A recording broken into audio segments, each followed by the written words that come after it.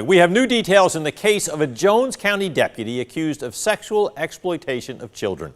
Ramey Cohen is live in studio to explain more about the case. Yes, Frank. Brian Johnston is a special agent in charge of the GBI Child Exploitation and Computer Crimes Unit. He says last year in Georgia, people reported more than 21,000 cyber tips that involved child pornography and child exploitation. The latest suspect is former Jones County Deputy Kevin Harden.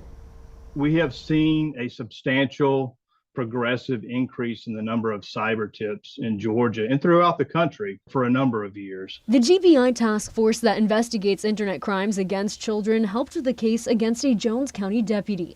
Brian Johnston attributes the increase to a number of technological reasons. Companies now have more ways to monitor their services, and internet providers are required by law to report child exploitation. Viewing, distributing them, manufacturing them, and also just from having sexually explicit conversations between adults and children as well. In this particular case, we did receive actually several cyber tips from the National Center for Missing and Exploited Children. An arrest warrant says former Deputy Kevin Harden possessed 4 pornographic videos. What people need to understand is that these are just not pictures. These are actual images of a child being raped and being sexually abused. The warrant says they show at least 4 naked children in sexual situations and show 2 adults molesting them. Sheriff Butch Reese says he fired Kevin Harden Thursday, then took him into custody. He said Harden's been with his department since 2017. One of the most important things that we do is we want to protect the children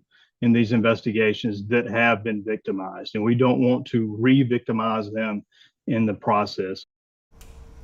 Reese declined further comment on the case today, but in his Facebook post, Reese offered prayers for the children and families affected by the case and said there's a special place in hell for people who harm or exploit children.